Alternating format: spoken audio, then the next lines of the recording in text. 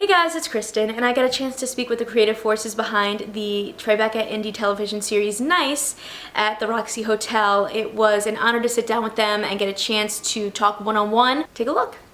So Naomi, as the creator and writer of Nice, can you tell us what the show's about and where the inspiration for it came from? Yeah, so Nice is a half-hour series about Teddy Park. She's a young Korean American woman from Minnesota who finds out that she has breast cancer again, and she has to deal with the consequences of keeping it a secret from her friends and family. And I was really definitely inspired by my own personal experience with breast cancer, but as well as so many of my friends and family members have had breast cancer, and a lot of friends in their 20s and 30s started getting cancer, or even illnesses like type 2 diabetes or ALS or MS, and these types of illnesses really kind of shape your life and shape the way that you can kind of come into your own and be a young adult. How do you manage when you're a millennial and you have to deal with your crippling college debt, and then also are you gonna buy a house, are you gonna find love? So that's the general inspiration. And going into it, were you planning to star in it as well, or were you just kind of writing it and working on this to tell a story?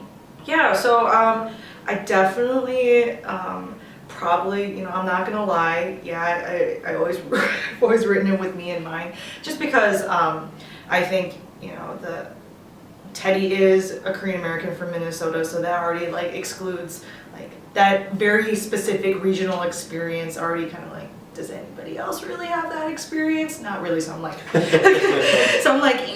it just narrows it further and further. I mean, there was a time when I was debating if I should play the character or not, just because it is kind of loosely based upon my own experiences, and because it's sometimes revisiting this stuff can be painful. So I thought, no, I'm not going to do it. But then I'm like, no, shut up. Shut the fuck up. Just do it. So what made you guys want to get involved in Nice?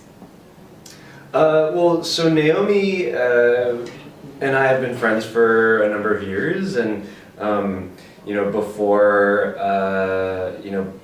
before we were talking about this project, and then she mentioned that she was working on this and developing this, and I was just really struck by the personal nature of the material and the kind of vulnerability that Naomi was putting into her storytelling, and that was really inspiring for me. And at first, when she asked me to direct, I wasn't able to do it. I was busy, and I actually gave her suggestions for other directors to talk to.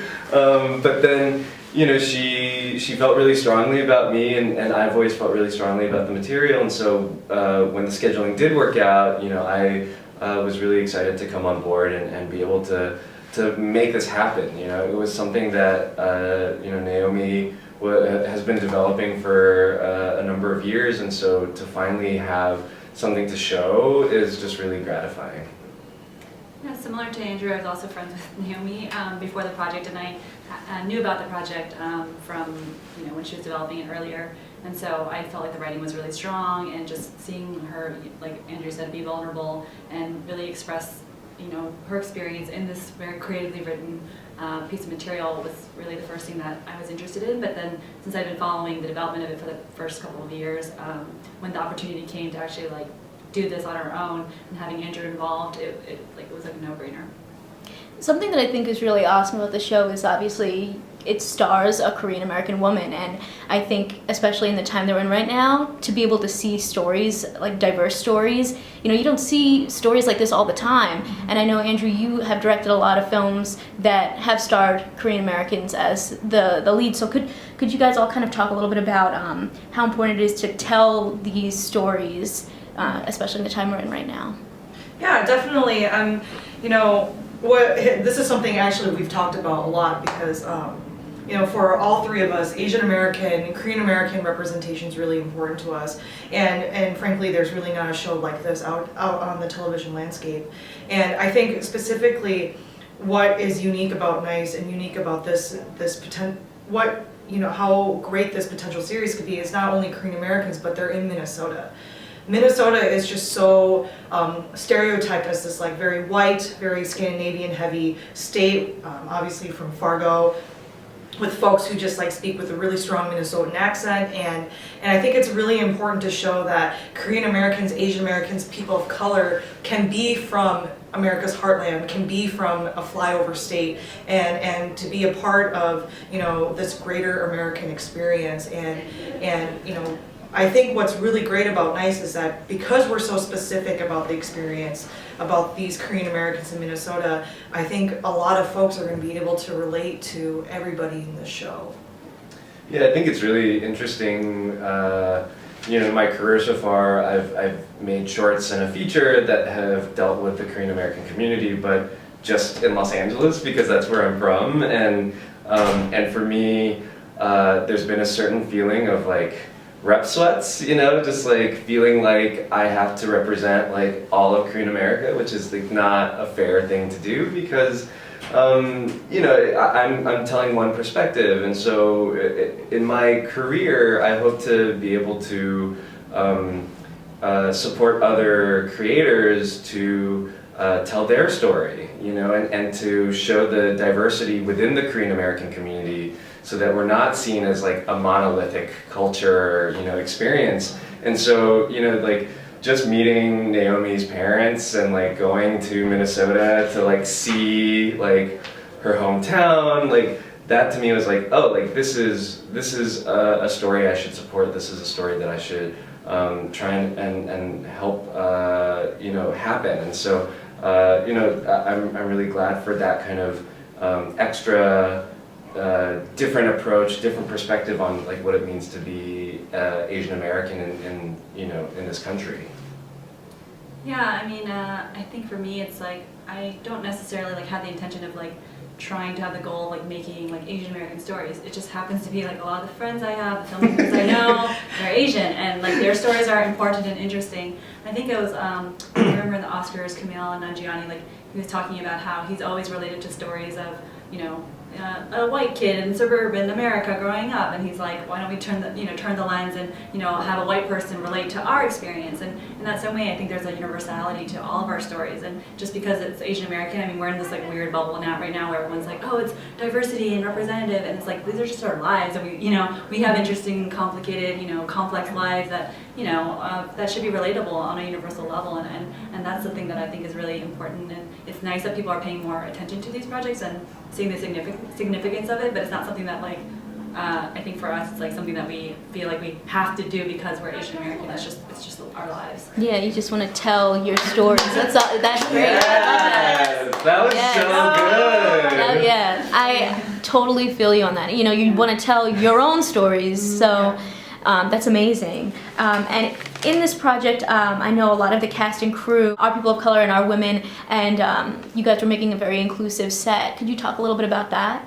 Oh, that was such a priority for us. Not only inclusive in terms of, you know, we had, I think like half of our department heads were women, right? Yeah. Yeah, half of our department heads. I mean, the core creative team, you know, was pretty equal in that, like, Andrew and our cinematographer, Kijin Kim, who's great, who also worked with Andrew in Spawn Night. And then myself and Carolyn was pretty great in that. But also, I think what was great about our crew and cast and crew is that every single one of our Asian American actors are actually from the Midwest. So they're either from Chicago, Illinois, or from Minnesota. And that was really important to us that if we were going to highlight an Asian American Midwest experience, that we were going to actually pick Asian American actors who come from those backgrounds.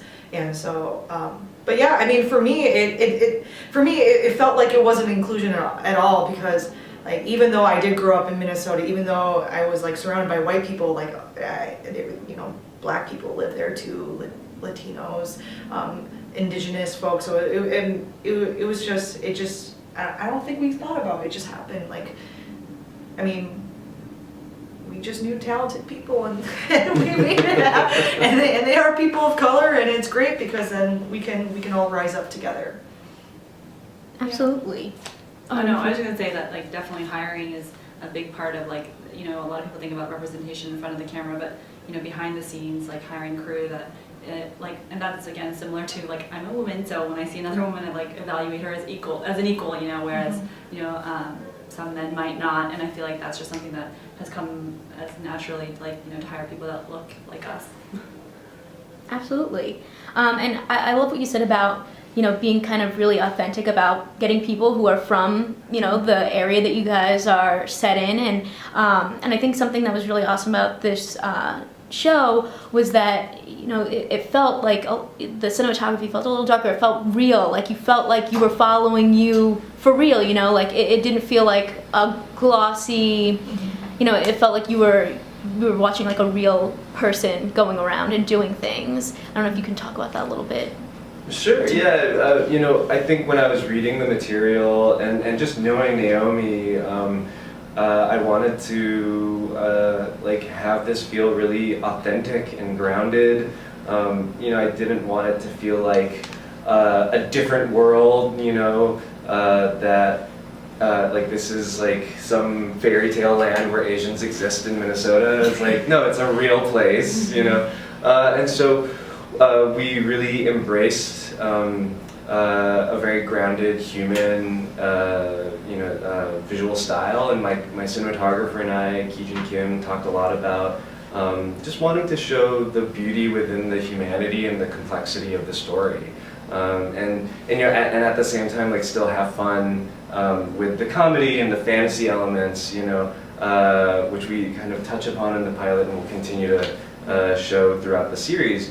But yeah, you know, it's like we were also just so inspired by Minnesota. It was like such a beautiful place, like really, really cold, but like super beautiful, and like, you know, it was just about trying to show that natural, you know, inherent like beauty and charm to the state. Ki-jun was fantastic and really, you guys did a really great job just kind of setting that visual tone, so go with them. Thank you.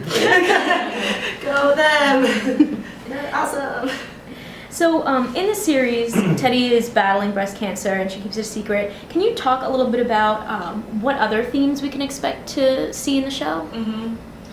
So I think really, you know, the show is, the way that we see it is a high stakes coming of age story. And I think one of the other biggest themes is the idea of femininity and masculinity. One of the themes that we're really going to explore throughout the show is this idea of what makes a woman. Because breast cancer is a very like feminine, yes, men can get cancer, but you know, breasts are like a very feminine feature and like been idealized in our culture. So what makes a woman, and what happens when you have something that kind of challenges your womanhood? And Teddy, she is the leader of this fantasy football league, and she's a 2-time fantasy football champ. So she feels like very she feels like she can excel in this like very masculine, testosterone-driven thing. So those are definitely one of the bigger themes. And then definitely like how do two drastically different sisters be able to relate as they kind of diverge on their own paths. Like Hannah, Teddy's older sister, is more traditional. She wants to get married. She wants to stay in Minnesota. She just, you know, she's okay with just like her job at like a corporation like Target, and watches HGTV, and Teddy wants more. So how does that play out between those sisters? It's just some things. There's a lot. We don't have to talk about it. Identity, adulting. Yeah, adulting is like a big thing for me. Like, you know, I'm 32 and just like thinking about like, yeah, like how do you make a living? How do you pursue your passions? How do you find love, support, you know, whether that's from a romantic partner or from your family or from your friends. There's something about this that feels really precise and specific to, you know, like young people our age right now. Yeah. I'd love to also talk a little bit about the title. Why Nice? Have you ever heard of something called Minnesota Nice? No. Okay, that's cool. So Minnesota Nice, Minnesota is known for its very nice people, but we are not necessarily. There's a difference between being nice and there's a difference between being good. And Minnesotans are the kings and queens of passive aggressiveness. And yes, like we project niceness. We'll say, "Oh hi, how are you doing?" You know, "Oh, great. How was your hot dish?" But really inside we're like, "I hate you. You suck. Get off my lawn." So it's we're playing up this idea of what does it mean to be a nice person, is being a nice person a good thing? Yeah, very deep.